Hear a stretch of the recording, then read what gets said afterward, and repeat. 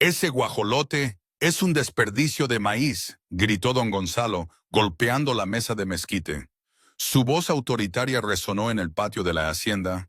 Dáselo de comer a los perros hoy mismo. No voy a gastar un grano más en un animal que ni siquiera engorda. Damián Cruz, quien había cuidado las aves de corral por 20 años, mantuvo la cabeza gacha, el sol de la mañana pegando fuerte en su espalda. El animal en cuestión era un pavo joven, nacido de una nidada tardía, notablemente más esbelto que sus hermanos de engorda, con un plumaje oscuro y opaco que no prometía nada bueno para el mercado. Con su permiso, patrón, se atrevió a decir Damián, quitándose el sombrero de palma. El animalito está sano. Quizás su raza es distinta. ¿Distinta?, interrumpió don Gonzalo con una carcajada despectiva. Distinto es sinónimo de inútil, Cruz. Algo que deberías haber aprendido ya. Por eso sigues siendo un simple jornalero. La esposa del hacendado, doña Carmen, removió incómoda su café en la terraza. Los exabruptos de su esposo eran el pan de cada día, pero la humillación pública hacia un hombre tan leal siempre la entristecía. Gonzalo, ¿es necesario tanto alboroto por un ave?, preguntó con suavidad. Absolutamente, respondió él poniéndose de pie. Esta hacienda produce los mejores pavos de la región para el mole de Puebla. No es un hospital para bichos raros. Aquí solo hay lugar para la excelencia. Damián apretó el ala de su sombrero. Le había tomado un cariño particular a ese guajolote. Mientras los otros pavos eran torpes y agresivos, este lo seguía con una curiosa inteligencia, como si entendiera que Damián también sabía lo que era ser visto como menos, como alguien que no encajaba en el molde. Yo se lo compro, dijo Damián en voz baja, las palabras saliendo casi sin pensarlas. Don Gonzalo se detuvo y giró, una sonrisa burlona estirando sus labios. ¿Tú? ¿Y con qué me vas a pagar, Cruz? ¿Con piedritas del río? Tengo unos ahorros, patrón. Puedo pagarle lo que vale un pavo como ese. El hacendado soltó una risa que hizo que los otros trabajadores cercanos bajaran la mirada. ¿Sabes qué? Te lo venderé. 1,200 pesos. Y te lo llevas de mi vista. El rostro de Damián se ensombreció. Era casi todo su salario del mes, dinero que necesitaba para las medicinas de su hermana mayor, quien sufría de una enfermedad respiratoria. Es mucho, patrón. 1,200 pesos, repitió don Gonzalo, saboreando el momento. O cumple mi orden ahora mismo. Tú eliges. Damián caminó con el alma en los pies hacia su pequeño cuarto de adobe. 1,200 pesos significaban un mes de angustia y remedios caseros para su hermana. Abrió un viejo baúl de madera donde guardaba su dinero, contando los billetes doblados con manos temblorosas. Recordó una frase de su padre, un campesino sabio. Hijo, el dinero se puede volver a ganar, pero la conciencia tranquila no se puede comprar. Con el dinero en la mano, volvió ante don Gonzalo. El patrón tomó los billetes con la punta de los dedos, como si le dieran asco. No entiendo esta manía de los pobres de aferrarse a cosas sin valor, comentó mientras guardaba el fajo. Pero un trato es un trato. El guajolote es tuyo. Sácalo de mis corrales antes del anochecer. Damián asintió en silencio. Había servido a don Gonzalo desde que era un muchacho, aguantando su temperamento, porque en esa tierra árida las oportunidades eran escasas y su hermana dependía de él. Cada mañana agradecía tener trabajo, aunque a menudo el precio fuera su propia dignidad. Esa tarde, recogió al joven pavo, que extrañamente no se asustó. Lo envolvió con cuidado en un costal limpio y lo llevó a su cuarto. En un rincón, le preparó un nido con paja seca y le puso un cuenco con agua. Parece que ahora somos tú y yo, Sombra, le dijo al ave, que lo miraba fijamente con sus ojos redondos y oscuros. Te llamo así por tus plumas tan negras. El capataz, Fermín, un hombre que disfrutaba de la desgracia ajena, se burló de él durante la cena. Felicidades, Damián. Ahora eres dueño del pavo más feo de Puebla. ¿Piensas hacerte rico con él? Las risas llenaron el modesto comedor. Damián comió sin decir nada. Las burlas eran como el viento seco del valle. Molestaban, pero pasaban. Su padre le enseñó a construir su paz por dentro, donde las palabras de otros no pudieran derrumbarla. Los días siguientes estableció una rutina. Antes de que el sol despuntara sobre los volcanes, alimentaba a Sombra. Luego, cumplía su larga jornada en la hacienda. Al anochecer, pasaba horas con su ave. Notó que Sombra no comía el maíz y el alimento procesado que le daban a los otros pavos. En cambio, picoteaba con avidez los insectos y las semillas de hierbas silvestres que Damián le traía de sus caminatas. «Eres un guajolote de gustos finos», le decía Damián mientras acariciaba las plumas de Sombra, que comenzaban a desarrollar un brillo extraño, casi metálico. El problema surgió cuando Sombra creció y el pequeño cuarto se volvió insuficiente. El ave necesitaba espacio para caminar. Tras mucho meditarlo, Damián tomó una decisión. A las afueras del pueblo, poseía un pequeño terreno heredado de sus abuelos, una parcela en una ladera que nadie quería por ser demasiado rocosa para la siembra de maíz. Allí se erigía una casita de adobe a medio caer, un sueño de independencia que su padre nunca pudo cumplir. Durante sus escasos días de descanso, Damián trabajó sin parar. Reparó el techo, reforzó las paredes y construyó un pequeño corral con ramas y alambre. Lo más valioso de ese lugar era que, a pesar de la sequedad, la tierra producía una variedad de plantas silvestres y estaba llena de la vida pequeña que tanto le gustaba a Sombra. El esfuerzo era agotador. Ahora debía caminar casi una hora de ida y otra de vuelta a la hacienda.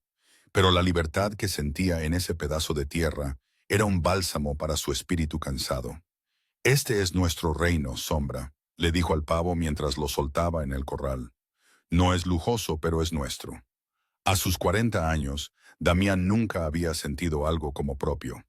Ver a Sombra explorar felizmente, libre de las miradas de desprecio, le dio una satisfacción que el dinero no podía comprar. Sin embargo, la vida le preparaba una prueba más. Una mañana, al llegar a la hacienda, encontró a don Gonzalo maldiciendo a los cuatro vientos. «¡Una plaga! ¡Esto es una maldita plaga!», gritaba.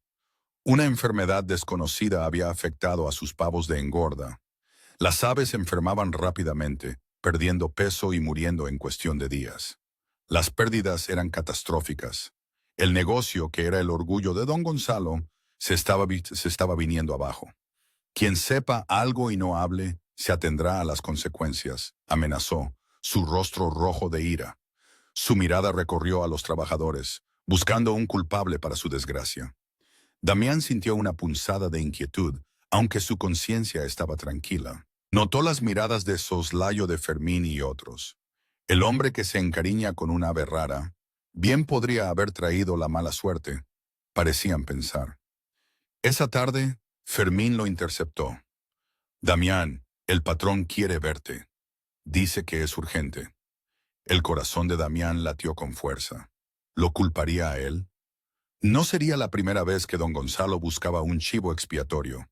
En la oficina de la casona, don Gonzalo lo esperaba junto al comandante de la policía municipal, un hombre que siempre estaba del lado del dinero y el poder. «Cruz», me dice Fermín, «que has estado yendo y viniendo a una propiedad en el cerro», comenzó don Gonzalo con una calma que helaba la sangre. «Una propiedad donde, curiosamente, tienes tu propio corral.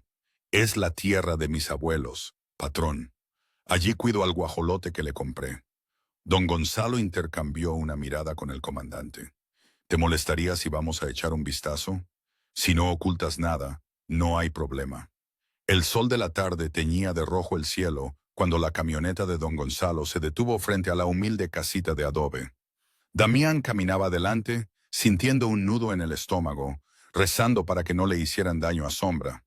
Don Gonzalo entró en la propiedad con desprecio, inspeccionando el pequeño corral. Y entonces lo vio.